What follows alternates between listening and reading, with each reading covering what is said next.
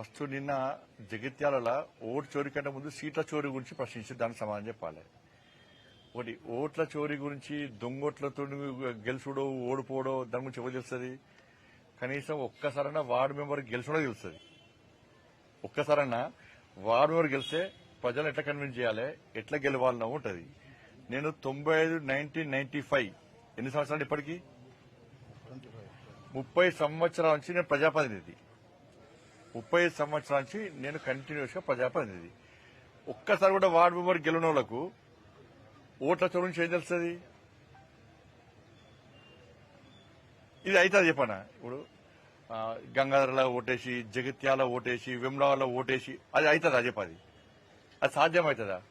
నేను 5,000, 10,000తో 50,000 లక్షల ఓట్లతో మీరు గెలుస్తున్నా. నేను 2,20,000 ఓట్లతోని కరీంనగర్ ప్రజలు నాకు బ్రహ్మాండమైన మెజార్టీని కప్పయిపోయారు.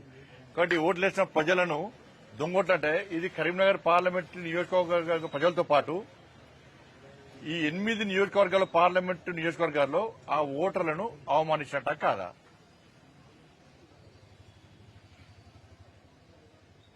ఒక్కొక్క ఇంట్లో 10 ఓట్లు. నేనేమంటున్నానంటే సరే రేవంత్ రెడ్డి గారు స్పందించాలి. అసెంబ్లీ రద్దు చేయాలి, ఎన్నికల కమిషన్ లెటర్ రాయండి, రాసి మొత్తం పూర్తిగా ఒక్కొక్క ఇంట్లో డబుల్ ఓట్లుండి అన్ని తీసేయమని చెప్పి లెటర్ రాయండి. దాని తర్వాత మళ్ళీ ఎలక్షన్స్ పెట్టుర్రి. మళ్ళా కాంగ్రెస్ పార్టీ అధికారంలోకి వస్తే రాజకీయ సంఘాలు తీసుకుంటారు. నేను జనము రాళ్లతో కొడుతున్నారు. 2,500 ఇవి మహిళలకు ఇస్తాయి, 40 రూపాయల పెన్షన్లు ఇవి, 40 రూపాయల నిరుద్యోగ వృత్తి, అది 2 లక్షల ప్రభుత్వ ఉద్యోగాలు ఇవి, తులం బంగారం ఏది, స్కూటీలు ఏవి, మా డిఏలేవి, ఫీజు రియంబర్స్మెంట్ ఏది, ఆరోగ్యశ్రీ బకాయిలేవి, 12 రైతు కుళ్ళకేవి, ఇంకా 22 లక్షల మందికి రైతు భరోసా ఏది, రైతు భరోసా ఏది. గ్రామ పంచాయతీలకు కాంగ్రెస్ పార్టీ ప్రభుత్వం అధికారంలోకి వచ్చిన తర్వాత ఒక్క పైసా ఇచ్చిన చెప్పారు. ఒక్క పైసా. నాకు తెలిసి దేశంలో 2 సంవత్సరాల కాలంలో గ్రామ పంచాయతీకి ఒక్క పైసా ఇవ్వకుండా ఉన్న ఏకైక ప్రభుత్వం తెలంగాణలో కాంగ్రెస్ పార్టీ ప్రభుత్వం. ఒక్క పైసా కూడా ఇవ్వలే. ఇప్పుడు ఎన్నికలు దేనికోసం పెడతాం అనుకుంటున్నారు? కేంద్ర ప్రభుత్వం నిధులు ఇస్తుంది కాబట్టి ఎన్నికలు పెడదాం అనుకుంటున్నారు. మరి కేంద్ర ప్రభుత్వం నిధుల కోసం ఎన్నికలు పెడితే ప్రజలు ఎవరికి ఓటేస్తారు? కేంద్రంలో అధికార పార్టీకి బీజేపీకి ఓటేస్తారు. దాని మీద స్పష్టం చెప్పని చెప్పాను. రాత్రిపూట యాత్రలు చేసి ప్రజలను కలవకుండా ఒకసారి ఆయనే బీజేపీ రాష్ట్ర అధ్యక్షుడు తీసేసినప్పుడు ఒక బీసీ నాయకుడిగా స్పందించినాడు. బీసీ ఆయనే అంటున్నాడు, బీసీ కాదని ఆయన అంటున్నాడు. ఆయన చూస్తే ఏమైతే గజనీ సినిమా గుర్తొస్తుంది. దాని హీరోకు 15 నిమిషాల కంటే ఏం గుర్తురాదు. మళ్ళీ ఏం గుర్తులేదు, 15 నిమిషాలతో మళ్ళీ ఏం గుర్తులేదు, అన్న గుర్తురాదు. ఆయన ఎవరు తెలిసి చెప్పండి ఎవరికైనా? కరీంనగర్ ప్రజలు ఆయన గుర్తుపడతారా? ఒకసారి వార్డు మెంబరో సర్పంచో ఎంపీటీసో చేసి సమస్యల మీద కొట్లాడితే వాళ్ళు ప్రజలకు తెలుస్తుంది. అక్కడ రాహుల్ గాంధీ ఏమో ఓటు తీసేస్తున్నారు అంటారు. ఇప్పుడు కరీంనగర్లో ఒక్కొక్క ఇంట్లో 200 ఓట్లు మైనార్టీలలో ఉన్నాయి. గతంలో సునీల్ రావు కాంప్లైంట్ ఇచ్చారు. ఆ ఓట్లు ఎవరు పడతాయి? దొంగ ఓట్లు పడ్డాక గెలవాలి.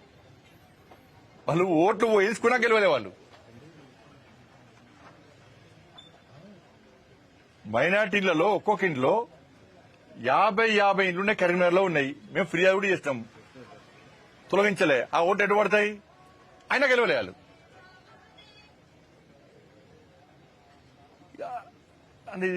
అన్ని ఆయన ఏం ఆడుతున్నా ఆయనకు అర్థమవుతలేదు. అవగాహన అయితే ఆయనకు ముంగట ఇద్దరం కూడా టెక్క విజిల్ లేగానే రెచ్చిపోయి మాట్లాడతానంటే చెప్పండి. మేవేరి ఓట్లు అక్కడిక్కడ వేసే అవకాశాలు ఉంటాయా? ఇలా బీసీ అని బీసీ నాకు కూడా విమర్శిస్తారు. బీసీ రిజర్వేషన్ ఏమంటే ముస్లిం రిజర్వేషన్ ఇస్తారు. బీసీ రిజర్వేషన్ ఏమంటే ముస్లిం రిజర్వేషన్లు ఇస్తారు.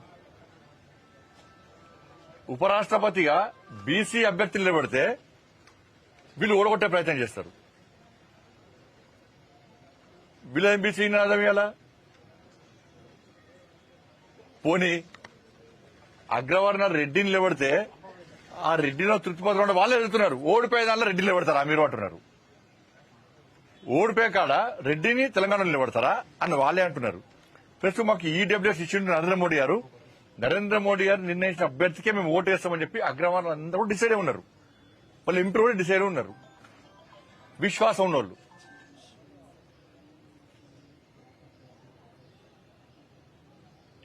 అంటే వాళ్ళు ఏమంటారంటే రాహుల్ గాంధీ మహాదేవ్పూర్ అది బయట పెట్టిన తర్వాత దేశవ్యాప్తంగా మాకు ఈ అనుమానాలు ఉన్నాయి, తెలంగాణలో కూడా మరి వాళ్ళ ఎంపీ ఆయన మీద కూడా మేమే గెలుస్తున్నాం. ఏం తీసుకొడతామేది. ఇప్పుడు పోయినసారి అసెంబ్లీలో మేము 8 సీట్లు ఎట్లా గెలుస్తాం? మేము 8 సీట్లు ఎట్లా గెలుస్తాం? మేము ఎమ్మెల్యేగా అధికారం మాదే వస్తుంది కదా. కర్ణాటకలో ఎట్లా వస్తుంది అధికారం మీకు? తెలంగాణలో అధికారం ఎట్లా వస్తుంది? హిమాచల్ అధికారం ఎట్లా వస్తుంది మీకు? అన్నింటిలో మేము అధికారంలోకి వస్తాం కదా. పార్లమెంట్ లో తక్కువ సీట్లు ఎందుకు వస్తాయి మాకు పోయినసారి కంటే?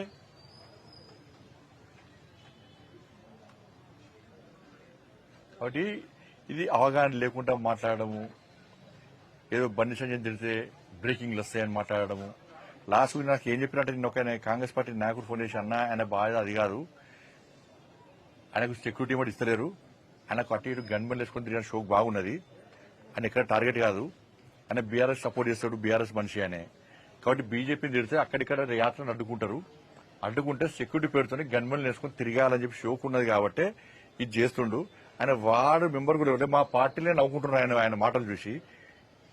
ఈ తెలంగాణలో ఓటు చోరెక్కడిది, ఆ బీహార్లో చేస్తేనే మొత్తం డైమండ్ కథ లెక్క అయిపోయింది పరిస్థితి. ఆడ ఇక్కడ ఓటు చోరెక్కడిది. 8 మంది మేము కాంగ్రెస్ ఎంపీలకు గెలిచినాం. మేము గెలిచా కూడా ఓటు చోరీ అంటే ఇప్పుడు నమ్ముతాడా అన్న? ఇది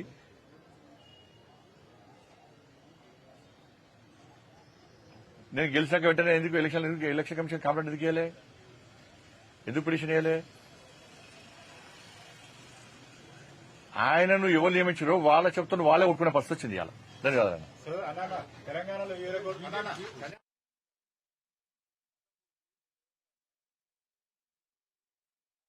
నేను చెప్తున్నాను. మేము ఎన్నికలు ఉన్నా లేకున్నా సనాతన ధర్మం కోసం, హిందూ సమాజం కోసం, హిందూ ధర్మ పరిరక్షణ కోసం పక్కా భారతీయ జనతా పార్టీ ముందు ఉంటది. ఎన్నికల కోసం కాదు. ఎన్నికలు ఉన్న ధర్మం గురించి చెప్తాం, ఎన్నికలు లేకుండా ధర్మం కోసం కొట్టాడతాం. జైలుకు పోయినాం, లాడి చాచి దెబ్బలు తిన్నాం. మేము బైన్సాలో పేద హిందువుల ఇల్లు కాలబెట్టప్పుడు ఏడవేరు వీళ్ళు కాంగ్రెస్ వాళ్ళు. పేదల ఇల్లు కాలబెట్టినప్పుడు ఏడవేరు కాంగ్రెస్ వాళ్ళు. అనేక మంది యువకుల మీద పీడీ యాక్ట్ పెట్టింది బీఆర్ఎస్ పార్టీ ప్రభుత్వం. కాంగ్రెస్ పార్టీ ఏడమైంది? గోహత్య జరుగుతుంటే కాంగ్రెస్ వాళ్ళు ఏడవేరు. మేము కొట్లాడుతున్నాం, నిరంతరం కొట్లాడుతున్నాం. బైన్సాప్పుడు ఎన్నికల్లో అయినా కొట్లాడినాం, అరెస్ట్ అయినాం. ఇవాళ పరిస్థితి ఏంది? మక్కాకు పోతే మీరు ఏం చేస్తున్నారు? అన్ని ఫెసిలిటీ ఇస్తున్నారు, పైసలు ఇస్తున్నారు, వాళ్ళకి సపరేట్ బడ్జెట్ ఇస్తున్నారు. ఇలా ఒక పేదోడు అయ్యప్ప శబరిమల పోవాలంటే పోలేని పరిస్థితి.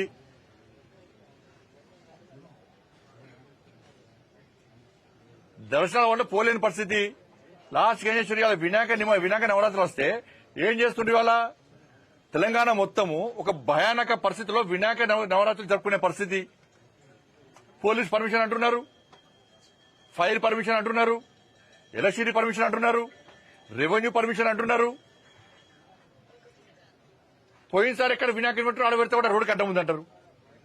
ప్రజలకు లేని ఇబ్బంది మీకెందుకు?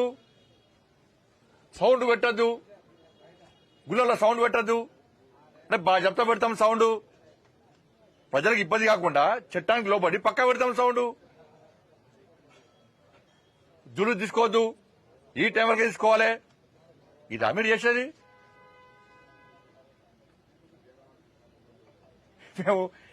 మేము దేవుని నమ్ముకున్నామా? దేవుల పార్టీ అది, దేవుల పార్టీ. ఎన్నికలు ఉన్నా లేకుండా ధర్మం కోసం, సనాతన ధర్మం కోసం, సనాతన ధర్మం కాపాడడం కోసం, హిందూ ధర్మ పరిరక్షణ కోసం, హిందూ సమాజం కోసం కష్టపడి పనిచేసే పార్టీ భారతీయ జనతా పార్టీ. మీ బతికేంది బిచ్చ బతుకు మీది. ఎన్నికలు వస్తున్నాయంటే సరే, ముస్లింలు వాళ్ళ ఆచార వ్యవహారాల ప్రకారం వాళ్ళు టోపు పెట్టుకుని వాళ్ళ దేవుని వాళ్ళు ఆరాధిస్తారు. మీరేం చేస్తారు? బిచ్చ పొట్లకు పోయి టోపులు పెట్టుకుని నమాజ్ చేస్తారు మీరు ఓట్ల కోసం.